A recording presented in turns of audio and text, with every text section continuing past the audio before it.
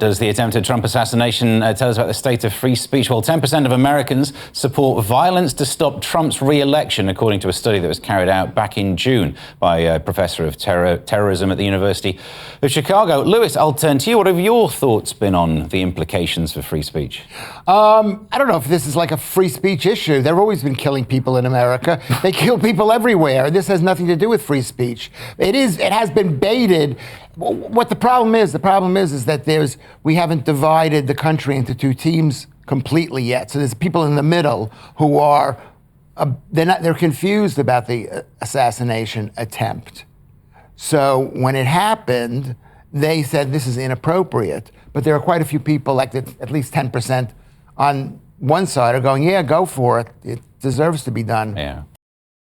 10% of the American public support political violence or violence to stop Donald Trump being re-elected. So there's obviously not any Republicans in that. So really it's a quarter of Democrats. I mean, at least a quarter of Democrats think it's okay to use violence. And what's interesting is the Democrats always say, oh, the far right are so violent. Far right violence. They're so mean and nasty and violent. You know, they're always talking about the far right being violent, but we hardly ever see any far right violence. We saw months and months and months of Antifa and BLM riots. And then there was one riot, the January 6th protest. And that's, been blown into this. I mean, it was basically a stag do that got out of hand, but it's been blown into this, huge epoch-defining attempt to bring down the government, even though, it was little old ladies with flags and, guys with Jamiroquai hats against the biggest, military on earth. So there was no way it was a serious attempt at a coup. I mean, America's got a lot of experience in coups, and they always involve tanks and helicopter gunships and things like that. So this wasn't that. And even after that, they're talking about stochastic terrorism, which is when they say that the right sort of demonize a group or demonize a person that makes it more likely that that person is going to get hurt or that group's going to get hurt. What have they been doing to Trump? For the last few years, they've been demonizing Trump. A quarter of them think it's okay to kill Trump to stop him becoming president. So now we're seeing the left are everything they accuse the right of. But this is a temporary phenomenon, this thing. There's been right-wing violence that's been going on for years. It's the same thing. What's interesting about this is when I was a kid growing up in New York, and I remember thinking about the Nazis and thinking if Hitler was here, I would kill the guy. We're always thinking, everybody was thinking that. I shouldn't maybe say that I was thinking that, but you're always thinking, I'm going to kill Hitler if Hitler were here. I remember thinking about the Russians flying over Great Neck, and what would you do if the Russians? So basically, I agree with Leo because, he's...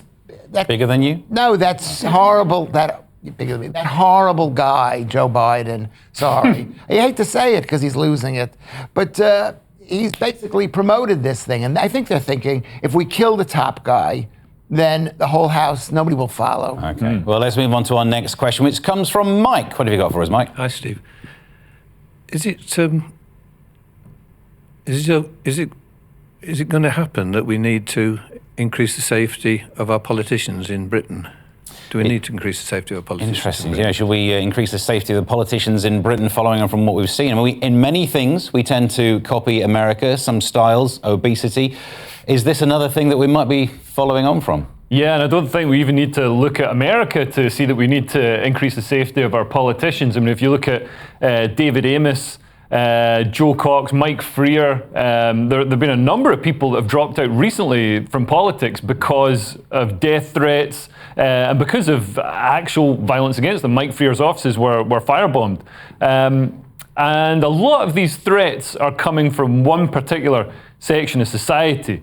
I'm not going to mention, because I don't want to get death threats either. But sure, you already do. No, I already get enough.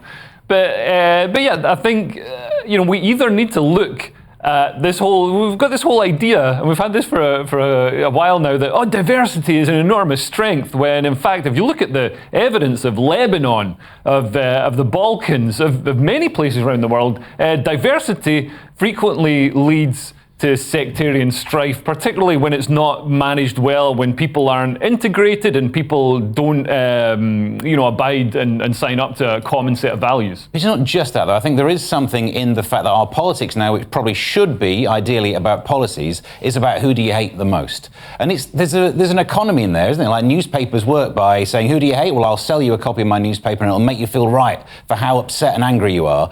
Instead of being based on like facts, it's about emotions. And this ends up being the end game of that, doesn't it? If you're going to make it just on who do you hate the most, violence eventually follows. But I don't think that's the case. And I don't think that's, if that is the case, I don't think it's increased or changed since the politics has always been pretty binary in this country because of the two-party system. And everybody that I know that was voting reform, which was pretty much everybody, to be honest, was voting reform out of positivity. They saw policies that they wanted to be enacted and they thought would save this country and turn it around. They had nothing bad to say about Starmer and a roll of eyes and go, well, that's just Labour for you.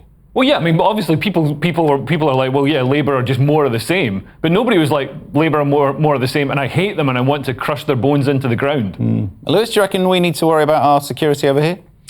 I think you always do. I think, and more, because it's so easy, much easier to kill people. Back in the day, you couldn't get a gun. I've tried, but you couldn't get a gun, and now people can get guns, and we're in a state of war. I say this every single time. I was the first person to say it. We're like a peacetime war. I've said it years ago. Is that there's a war between the British nation state and Europe, between Europe and Russia. You've got the Islamic people's coming up and wanting a piece of everything, and people are being mixed in through open immigration policies. So it's a mess. I don't know what you can do about it. I don't know. What was really funny was when Jess Phillips, because a lot of Labour candidates got a lot of hate from Muslim groups who were campaigning primarily on the issue of Gaza, and a few top Labour people like Jess Phillips and Wes Streeting nearly got unseated. Like Wes Streeting only won by I think 528 votes, down from a majority of over 10,000. Jess Phillips as well saw a majority of over 10,000 come all the way down to just the hundreds. And Jess Phillips had all this really harsh harassment and abuse, had tires slashed in her campaigners' cars, and then when she and she was heckled when she accepted the vote count, and then afterwards she said, this is nothing to do with sectarianism, this is nothing to do with Islamism, this is because of men. Like just finding the one segment in society you're allowed to blame things on. It's like, were there Christian men in that group of men shouting abuse at you? Were there Jewish men? Yeah. Were there Zoroastrian men? No, I don't think so. Yeah, but you're being so ridiculous, because you're saying if there were no this Islamic situation going on right now, we'd have peace. The fact is, the entire world is at war right now. No, but that's a nonsense, because I mean, look at Lebanon. It was a prosperous, stable country when it was a majority Christian country. Yeah, and times change, and things do change. Yeah, what and change? I'm not saying that having millions of people come in who might hate you is not good, is not peace. But it's like what's happening in America. There's a revolution, a civil war coming, and it's not a Muslim. I mean, that's involved. You just have to take responsibility that we go through periods of war and people start killing each other, and you can't say, oh, if we get rid of these people, we'll be in peace, because sometimes you just have war.